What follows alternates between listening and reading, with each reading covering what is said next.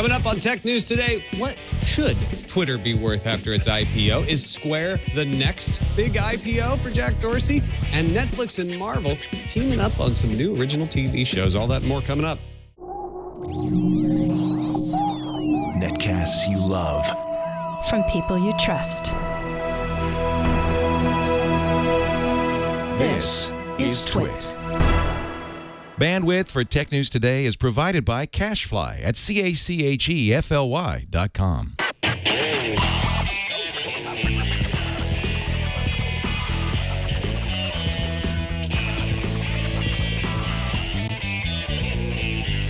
This is Tech News Today for Thursday, November 7th, 2013. Tech News Today is brought to you by Shutterstock.com. With over 28 million high-quality stock photos, illustrations, vectors, and video clips, Shutterstock helps you take your creative projects to the next level. For 25% off your new account, go to Shutterstock.com and use offer code TNT1113. And by ProXPN. ProXPN is a virtual private network that allows you to use the internet the way it should be, anonymously and without oversight. For 20% off your new account, go to proxpn.com/twit and use the code TNT. Welcome to Tech News Today. I'm Tom Merritt. I'm Sarah Lane. I'm Isaac. And I'm Jason Howell. And this is the show that keeps you up to date with the most important stories in the tech world, whether they're IPOs or not. Starting with the top 10 stories of the day, the News Fuse. $45.75 as of this recording. Twitter stock launched on the New York Stock Exchange today. Shares were sold at IPO of $26. So that's what you paid if you were in on the IPO. Those investors made some quick money if they sold. The stock opened at $45.10, shot up to as high as $50, and seems to leveled off in the mid-40s now. For comparison, Facebook IPO was $38 for the IPO people, shot up to $45 on its first day, and then plummeted well below the IPO price for more than a year. We'll see if that happens to Twitter or not. Twitter is not expected to be profitable until 2015. A fire whose origin is still unknown destroyed the book, film, and microfilm scanning center located next door to Internet Archive's office in San Francisco. Power interruptions caused some outages on archive.org, but staffers say no data has been lost and no one was hurt. The current estimated value of scanning equipment lost in the fire is about $600,000, and a call is out for donations to help rebuild the scanning facility. Microsoft wants you to stop, collaborate, and listen. Well, mostly collaborate, because now Office 365 supports the ability for multiple people to see each other edit the same document. The feature is now live on the web versions of PowerPoint, Excel, and Word, where it also gets continual autosave, so you don't have to worry about losing your changes. Please, Microsoft, don't hurt me. Google's finally admitting they have secret barges in Portland, Maine, and San Francisco Bay. A spokesperson told TechCrunch, quote, "Although it's still early days and things may change, we're exploring using the barge as an interactive space where people can learn about new technology." Yes, folks, from private country with a party deck to interactive space. Way to douse our barge party with cold water, Google. Apparently, Google isn't even allowed by law to talk about wild parties. Sarah? Yes, Tom? That's your next story. I understand. That was a setup. This is a Google story as well. And smooth setup Got about Google it. at parties. Well, this isn't such great news for Google. Google was ordered by a Paris court to filter 9 images linked to a 73-year-old former Formula One president, Max Mosley, and a lawsuit seeking to block search results referring to a, quote, Nazi-themed sex party. Yes, you heard that right. Mosley was awarded €1 in damages by the court in a dispute that goes back to 2008. He originally won a £600,000 breach of privacy award in a UK court from News Corp's now defunct News of the World for publishing the orgy story. A judge ruled that there was no Nazi theme and the story wasn't in the public interest, but Google calls the latest ruling troubling. According to 95Max sources, Apple is getting its stores ready to replace and repair parts of the iPhone 5S and 5C. Now, the old Apple model was you bring in a busted phone and then they charge you for a new one. The repair program will cover several components, such as the rear camera and the screen. Apple Care customers get the repairs for free, but something like a touchscreen repair will cost you about $150 if you're not covered. Netflix and Marvel announced 4 new 13-episode live-action series and a miniseries coming to Netflix streaming in 2015. First series will follow blind attorney Matt Murdock, a.k.a. Daredevil, followed by series about Jessica Jones, Iron Fist, and Luke Cage, all taking place in the Hell's Kitchen neighborhood of New York City. Those 4 series will culminate in a miniseries called The Defenders, about a dream team of self-sacrificing heroes. Sarah? Yeah, Tom. Woo! Thank you for that lovely toss. I am going to catch it and get a touchdown. Say hello to the NVIDIA GeForce GTX 780 Ti. It's a new gaming card that's a bulked up version of the GTX 780. It's going to go for about $699 in the US, and NVIDIA claims a performance bump of around 12% over the GTX 780, 25% more GPU cores over the 780. There's also 4 gigabytes of GDDR5 onboard memory. The card features NVIDIA's G-Sync tech, which synchronizes the monitor's refresh rate to the GPU's render rate, meaning the images appear the instant they're rendered, and that means smoother gameplay. The New York Times reports AT&T charges the CIA $10 million a year for access to metadata about calls by suspected terrorists overseas. AT&T performs searches for specific phone numbers in their database, which includes all calls that transit across AT&T's lines, whether they're an AT&T customer or not. The system is not under warrant since it focuses on overseas calls. If one end of a call is located in the United States, AT&T masks that metadata. AT&T voluntarily provides the data as a paid service. Hey, do you want to make some money?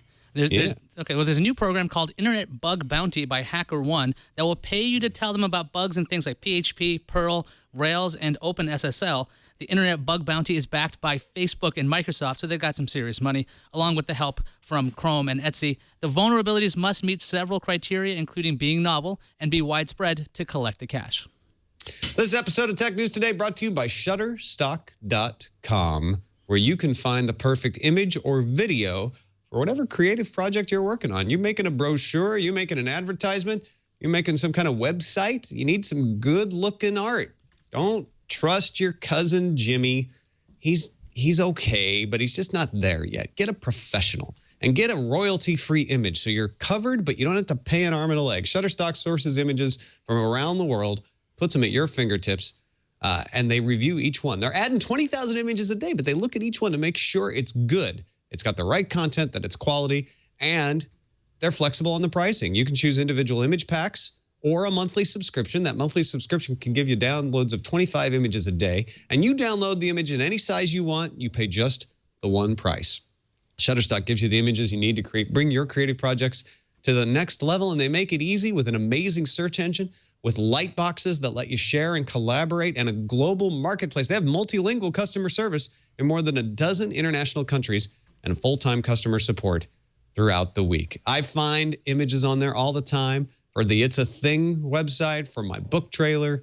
You can try Shutterstock today by signing up for a free account. You don't even have to give them a credit card. Just start an account, begin using Shutterstock to help imagine what your next project could be like. Save your favorite images to a lightbox to review later, and once you decide to purchase, use the offer code TNT1113, and new accounts will get 25% off any package. That's Shutterstock.com. For 25% off new accounts, use that offer code TNT1113. And we thank Shutterstock for their support of Tech News Today. All right, let's gather round the table, which is also round, and invite Paul Spain, host of the New Zealand Tech Podcast and the New Zealand Business Podcast, to join us from the land of tomorrow, New Zealand. Hey, Ora, Paul, how's it going? It's going great. Fantastic down here. A little bit earlier in the morning than it is there, but as you say, it is tomorrow, so that makes up for it. Good to have you. We've got the Twitter IPO to talk about. Let's start off there.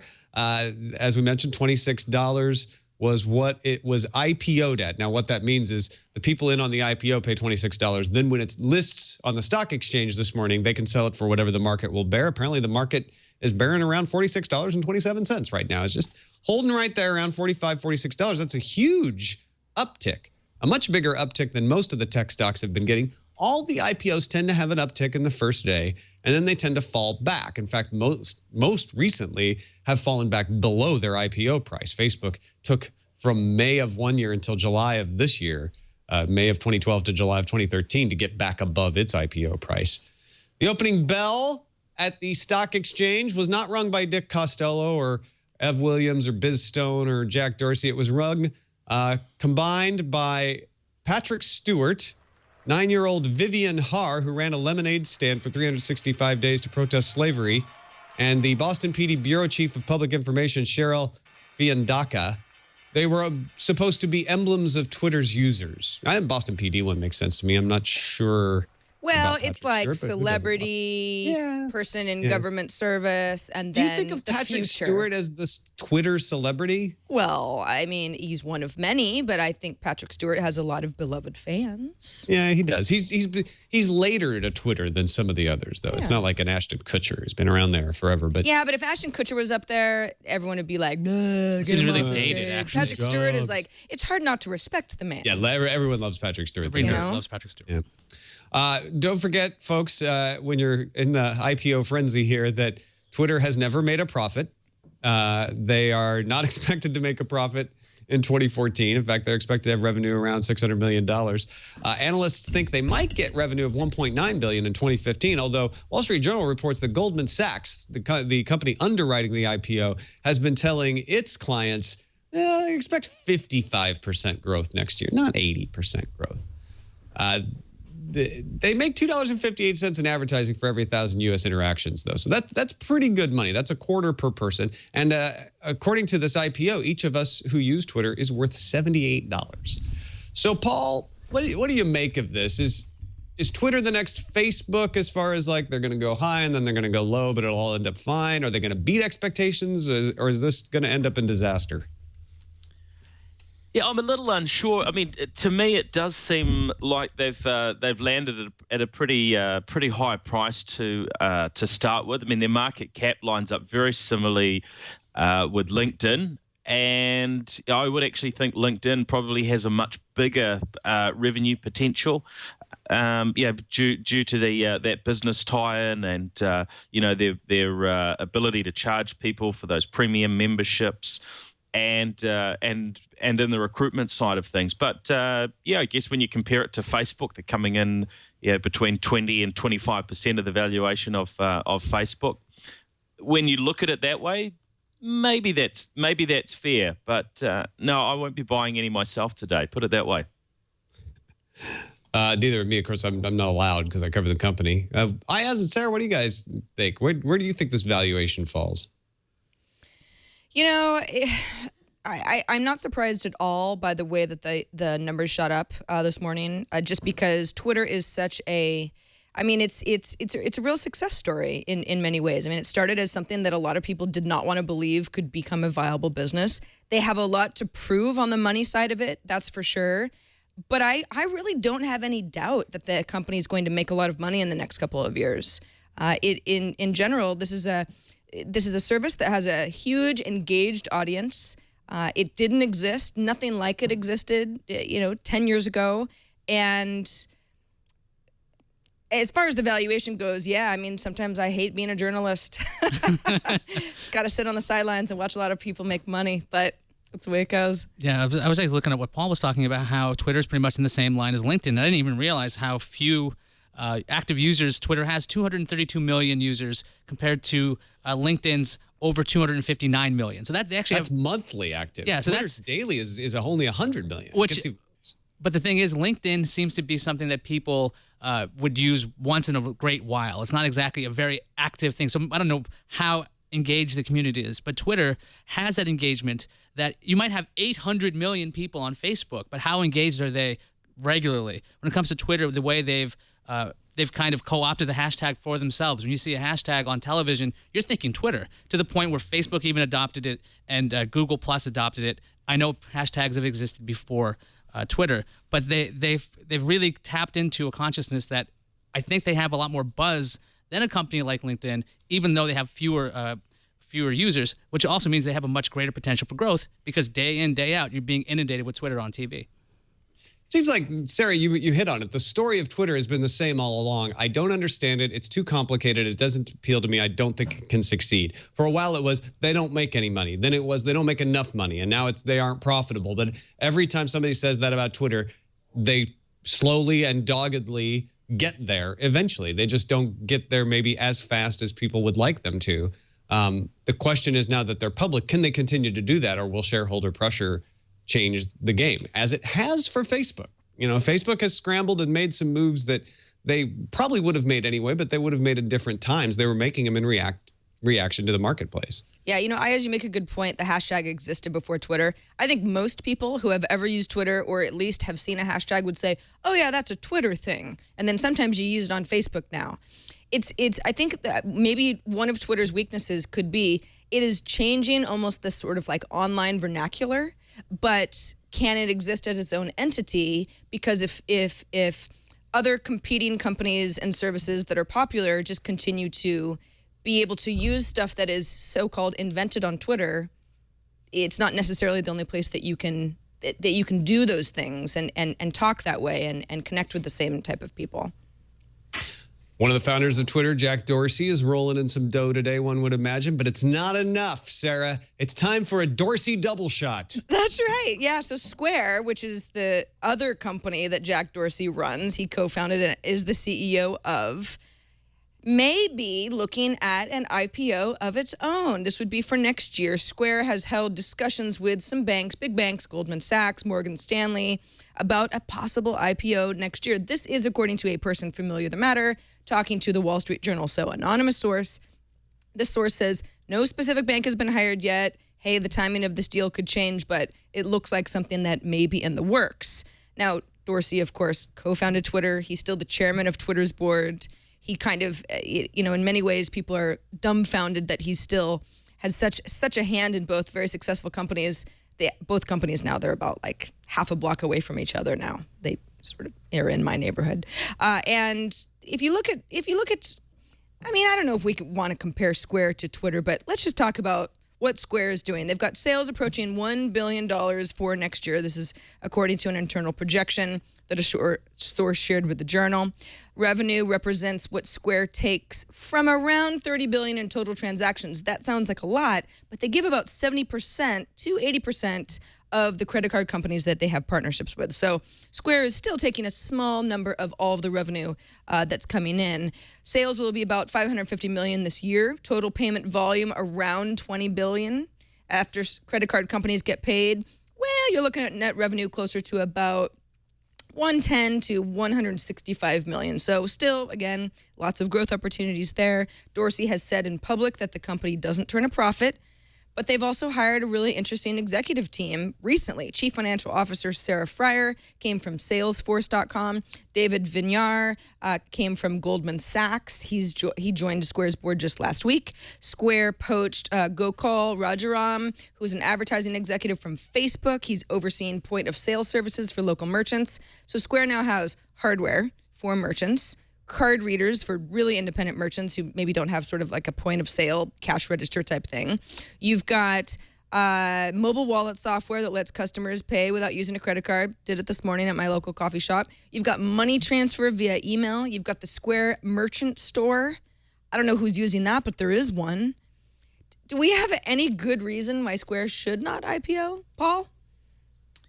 No, I think this makes a lot of sense for them, and I think there's a huge amount of room for growth too, because they're predominantly a US company, and if they were look to scale out globally, then the sort of turnovers that you've been mentioning could rise dramatically. I mean, of course, the other side is that there are plenty of others that are sort of starting to compete in this space, not directly with what they're doing, but there are certainly similar products that people can plug into smartphones and tablets and so on coming out in numerous markets. So I think Square needs to move quickly to establish their position more in the global market.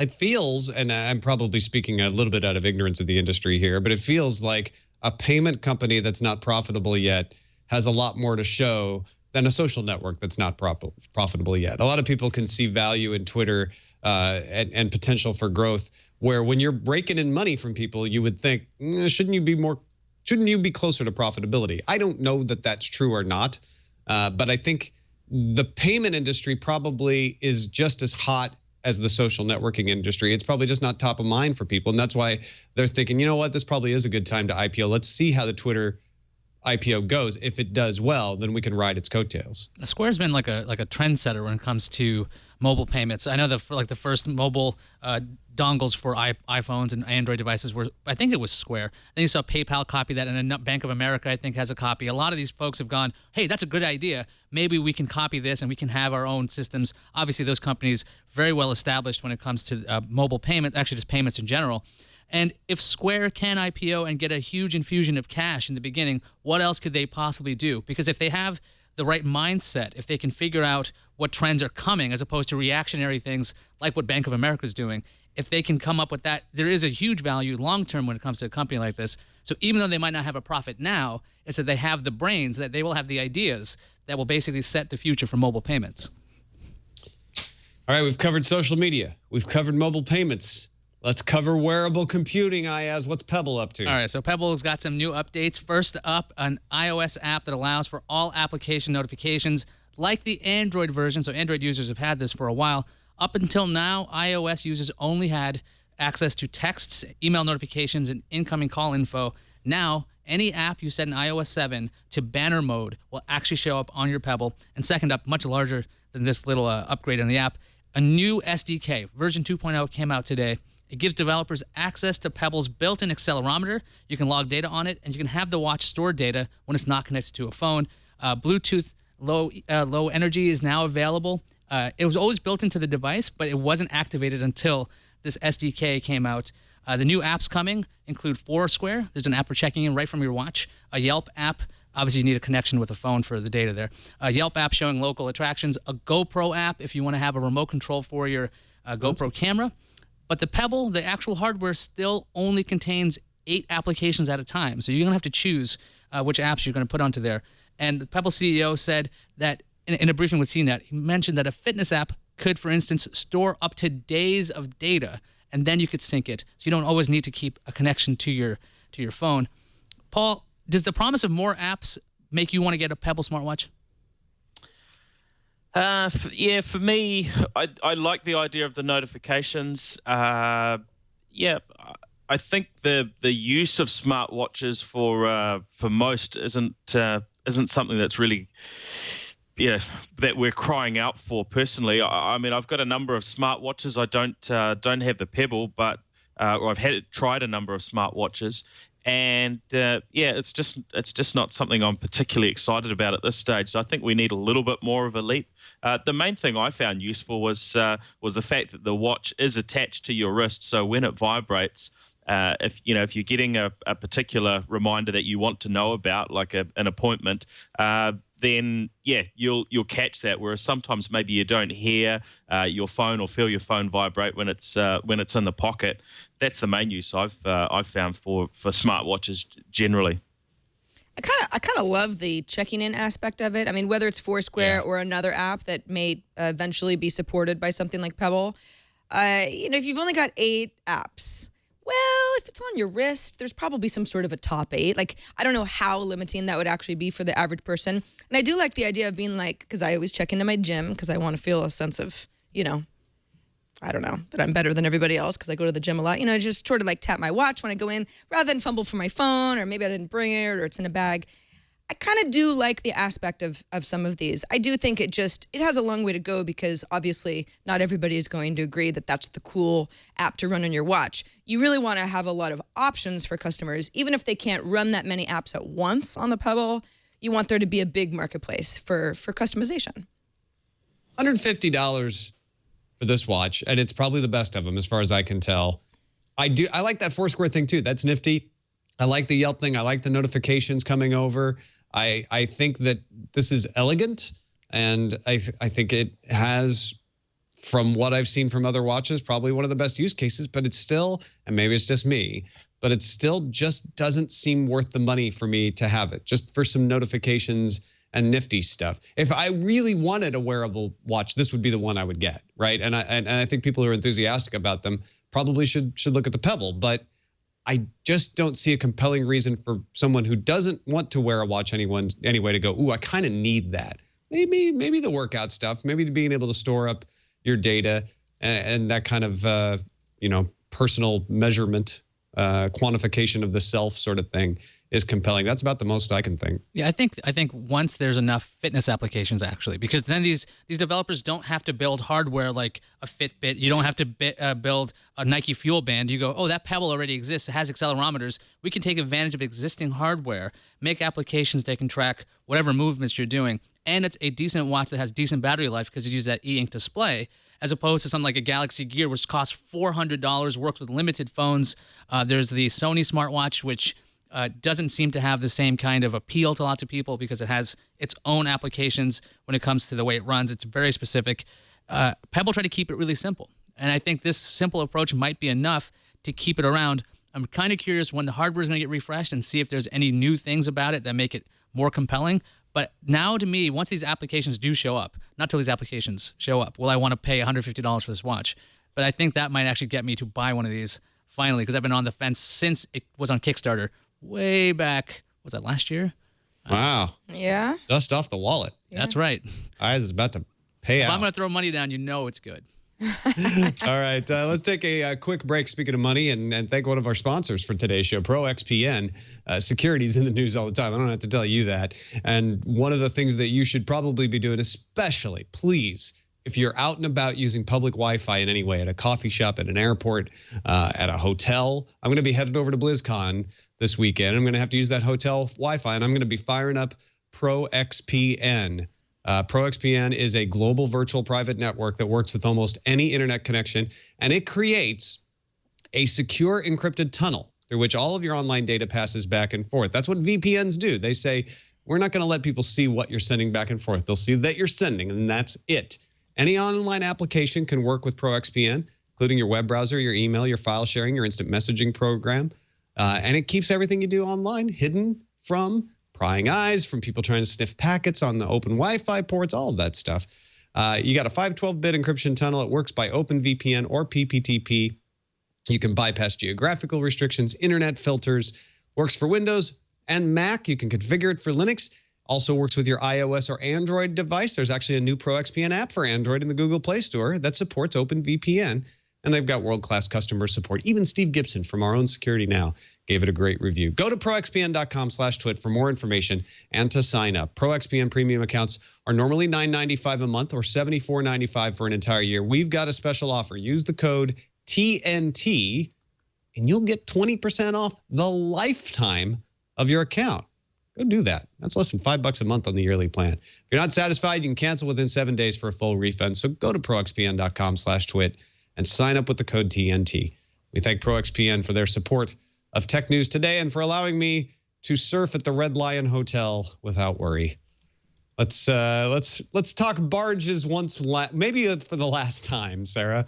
Google finally coughing up some details. I don't know if it's going to be for the last time, Yeah, maybe not, because you're right. if it's what Google says it may be, it might be a place for innovation on the open seas. So yeah, Google spokesperson gave a statement to TechCrunch, and this is sort of in response to, there was a lot of talk about, well, it's going to be a place to have fabulous parties, and there'll be like an executive top deck for movers and shakers, and everybody's going to get really dressed up and drink the finest champagne.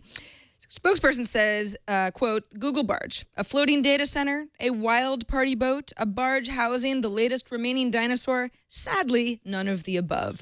Although it's still early days and things may change, we're exploring using the barge as an interactive space where people can learn about new technology. So it sort of almost goes back to the original rumor where it was like, is this going to be a place where people can find out more about Google Glass? Is this sort of a more hands-on experience than it just a standard retail store, which obviously Apple has the market on, at least, as compared to Google. They have got barges in Portland, Maine, and San Francisco. There are 4 total, at least, that have been discovered based on registration numbers.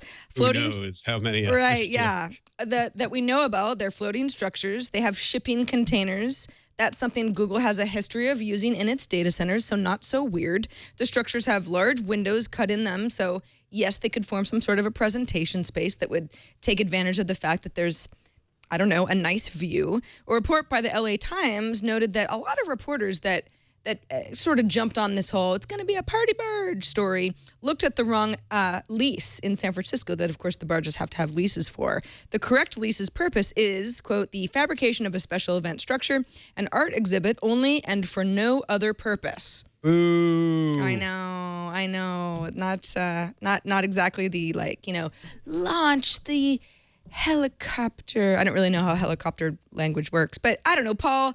This is a little bit less exciting maybe than the crazy Google Party Barge, but I don't know. It makes a little bit more sense to me. What do you think they're going to be doing in there? Yeah, I'm not sure whether they can fit some product launches. I mean, I don't know how long it's going to stick around. There's still so much unknown about it. I think they're going to continue to get some good media coverage and attention over having this floating in the harbour there and in those other locations as well outside San Francisco. But in terms of the launches, I mean, I guess there's been a number of guesses of things that might sit there, but special event and art exhibit doesn't sound particularly exciting. But I would imagine that the event that they pull out must be something pretty exciting to have gone to all this trouble for.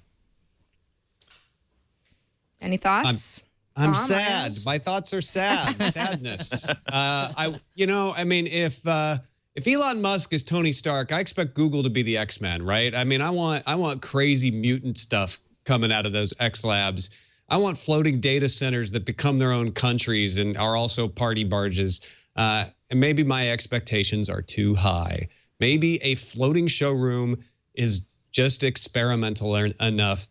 And it is. It's innovative. It's interesting. But it just seems like a marketing effort now. And I guess that's why I'm disappointed, is I wanted some cool technology side. She does sort of, or he or she, the Google spokesperson, does say, for now, it's still early days. Things may change. So maybe they change it into a data center at some point. But yeah. Yeah, looking at if it's floating store, okay. Looking at the quote, a wild party boat, and it's not that. Maybe it'll just be a tame party boat. There's nothing wrong with that.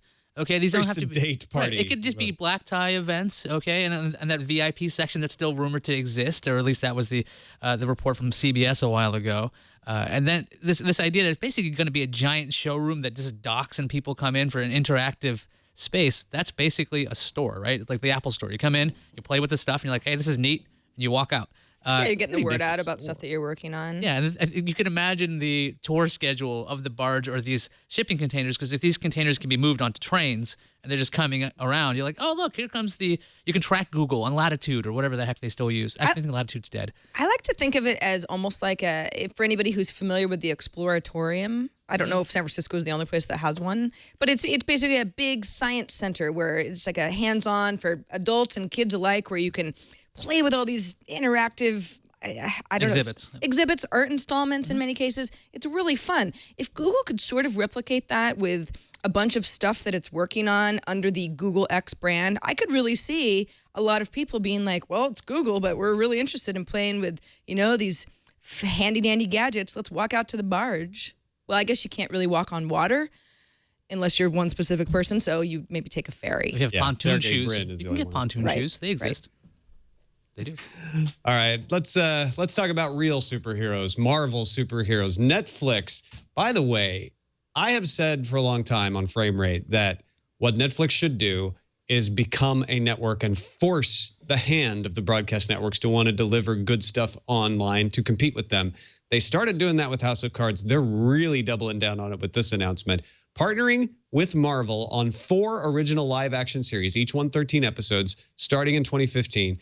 Daredevil is first. Then it'll be followed, as we mentioned, by Jessica Jones, Iron Fist, and Luke Cage. And then that will all be capped by a miniseries. So this isn't just an original series. This isn't a whole event leading up to a big miniseries called The Defenders.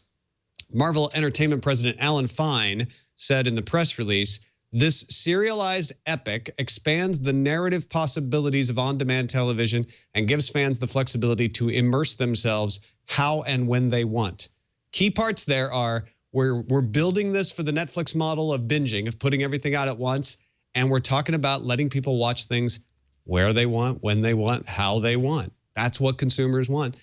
Netflix gets exclusive rights to Disney movies in the TV window starting in 2016, so this is probably part of that partnership that this came out. As I know you're a huge Marvel fan, and you probably know these characters a lot better than I do. How exciting is this in the Marvel fan scale? Well, it depends if since Disney bought all the rights to they bought Marvel and then they bought off all the rights from a lot of the other studios. The fact that Disney bought Daredevil back, I think, from Fox, X-Men is still with Fox. It would probably be part of that larger Avengers universe at this point because that's making tons of money when it comes to lots of because of movies, and they have that Shield show on ABC. These are, apart from Daredevil, pretty much second-tier characters at best. I mean, calling Luke Cage a second-tier character is really nice because he's probably like fifth tier. It's complimentary. Yeah, I mean, Power Man. He's also known as Power Man. Luke Cage, by the way, that's why Nick Cage is called Nick Cage. He's a comic book fan. He liked the name Cage. Iron Fist. Really? Seriously. I didn't know that until right That's now. why the son, his name is Kal-El. He's a Superman fan. Interesting. Yeah, these characters aren't exactly compelling, but if the storylines can be compelling, that would show that Marvel has enough properties and Disney has enough properties to have a huge mine of characters. If you can make a good Iron Fist show, that means you can do pretty much anything, and that would be huge for Marvel. But when it comes to Netflix, it's kind of like getting, I don't know, a B-rate horror movie. If it can be really good, if it's like Hatchet or Teeth, yay, that's good. But if there's a lot of really crappy B horror movies. But these are There's a movie called Teeth that's not crappy. It's not too crappy. Okay. But I can't Not explain too it. crappy. Just wondering. Anyway, I think it'll be big for fans. The idea that you can binge on this is like graphic novel style, where you can read them all or watch them all. And the Defenders. Paul. Go ahead. No, sorry. Finish up. Yeah, I'm just so it's going to be big, assuming they don't suck. But we've seen some really, at least when I was growing up, Marvel stuff really sucked. Paul, we're excited because we get Netflix in the United States, and we're guaranteed to see these once they hit. How does it look from the other side of the world? Well, I mean, we actually have a growing base of Netflix users, around the world, outside of the US, and of course, Netflix has launched in quite a number of European and other markets, South America and so on. But those of us that are in countries that don't officially have Netflix, of course, can use a VPN solution to get access to Netflix, and I'm certainly a big fan of it, as are many others. And certainly in New Zealand, because we just can't get access to good streaming content through many other sources, and so deals like this, where the content just comes as part of that Netflix subscription, just I think make Netflix all the more important. I guess the longer term concern is, is Netflix going to get into almost some sort of a monopoly situation if they sign all of the best deals, or are we going to need subscriptions with Amazon, with Netflix, and half a dozen others?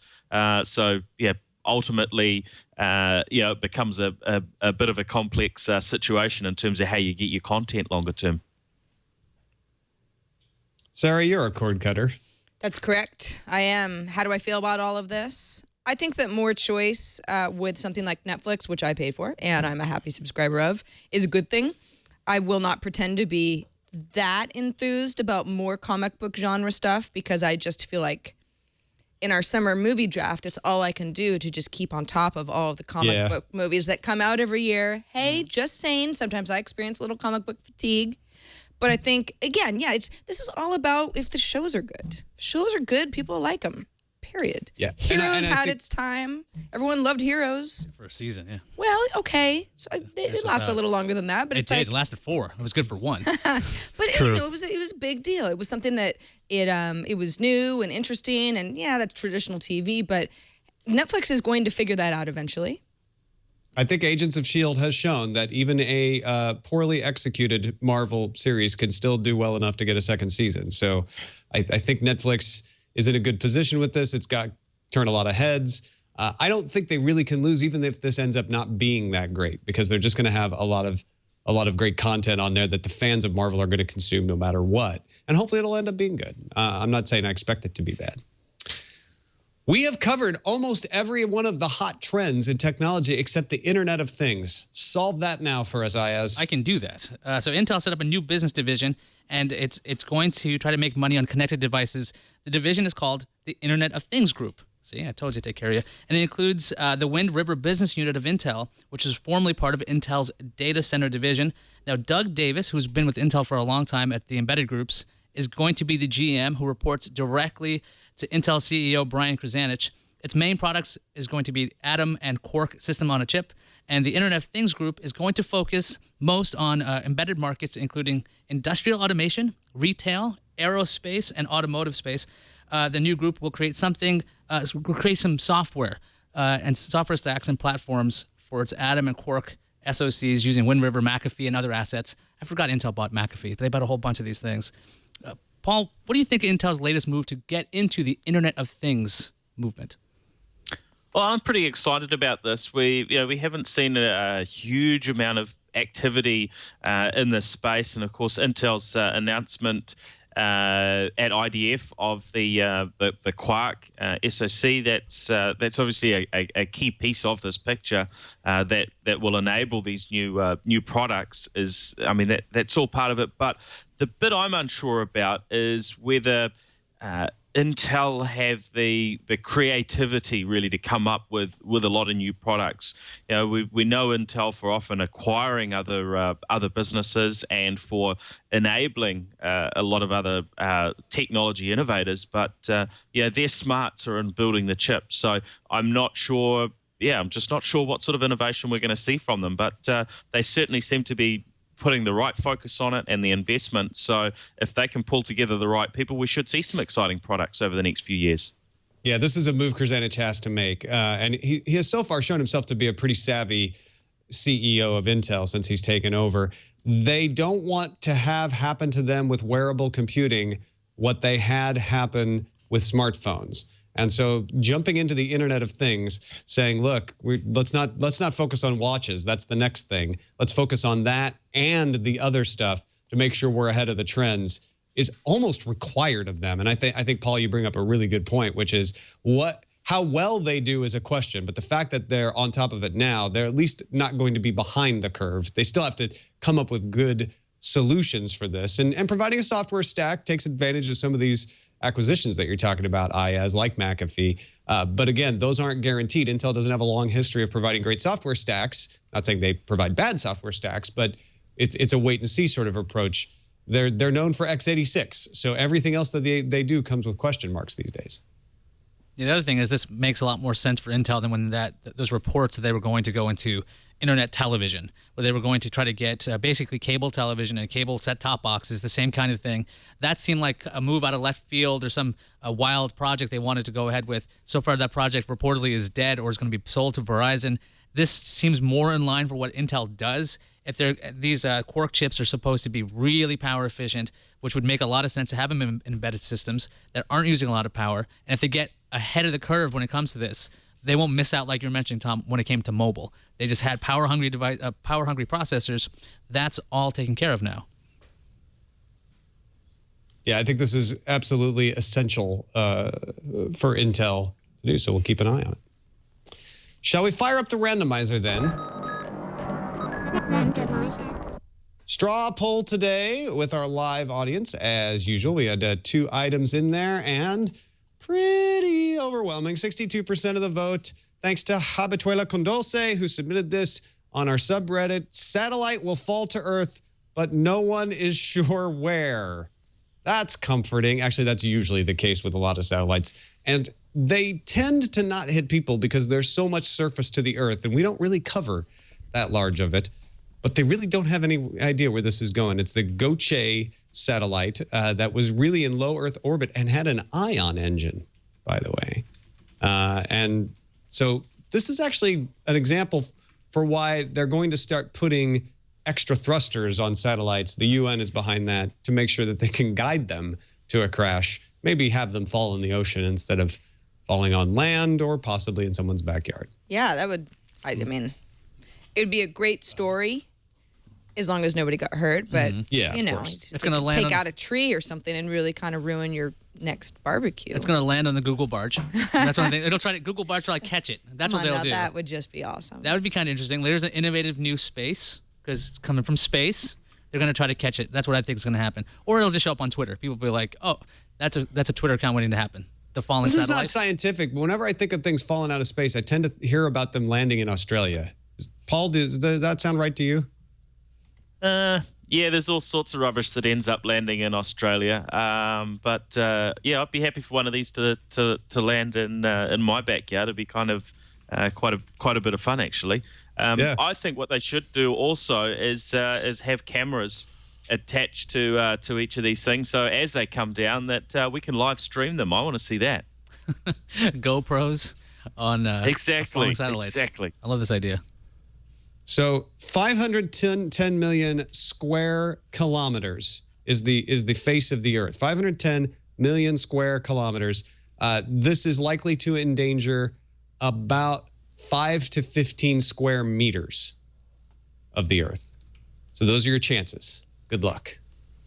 Hope you don't get hit by a satellite. You won't. It's like a satellite lottery. Yeah. Satellite lottery. Let's see what's on the calendar. Internet Explorer 11 is arriving for Windows 7 users today. It's November 7th, marks the start of the push of IE 11 to Windows 7 users with auto update turned on. If you don't have it turned on, might want to look into your settings. And the iPhone 5S and 5C are both coming to Boost Mobile tomorrow, November 8th. Do we have any emails? Incoming message. There's one now. Yes, we got a message from Scott with the subject line, LA Fiber. It seems like one minor change would make the plan more viable. Allow exclusivity. I can't say the word. Somebody say it for me. Exclusivity. Thank you. Until the cost of install is recouped. This would offset initial costs and allow the company doing the install to establish themselves as a default option prior to opening the pipe. There was also another email. I was trying to find it really fast from a guy who was pointing out that AT&T and Verizon split up the phone service in LA, and if one of them were to win this contract, they would essentially get the right to operate phone service in the other's area. So pitting those two against each other might be what Los Angeles is up to here. But thanks to that person and to Scott both for writing in with ideas about this. I think I'm getting a clearer. I'm less conspiracy theory minded. I'm getting a clearer idea of what the city might be up to. They're trying to tweak with a little bit of competition, and that's a good thing. And yeah, being able to give them a little recouping, Scott, it's a good idea. That's it for this episode of Tech News Today. Thank you, Paul Spain at paulspain.com for joining us. What do you got going on these days? You're always up to some cool stuff. Yeah, just in the last about the last 8 weeks or so, we've launched the New Zealand Business Podcast. So we've been interviewing quite a number of sort of tech and non-tech business sort of leaders, including Rod Drury, who heads up Xero, who had quite a bit of attention over the last few weeks with the funding that they raised recently, $150 million worth of funding there, and we've got some other interesting ones coming up. So that's certainly keeping me pretty busy. Good. Glad to hear it. Keep it up. paulspain.com. Also, don't forget, folks, it's survey time. If you'd like to give some feedback to Twit about how we do, go to twit.tv/survey. Your feedback helps us make Twit even better, and we thank you for your continued support. You can also help us make the show even better at our subreddit, technewstoday.reddit.com, a place to submit stories, vote them up, vote them down. You can email us, tnt@twit.tv. Give us a call, 260-TNT-SHOW. Subscribe to our YouTube channel at youtube.com/technewstoday. And, of course, get the show notes and subscribe to the podcast. Download the episodes, all that good stuff at our website, twit.tv/TNT. I will be out tomorrow. I'll be at BlizzCon, but Darren Kitchen will be here, and Len Peralta's back after a couple weeks to illustrate the show. We'll see you next time.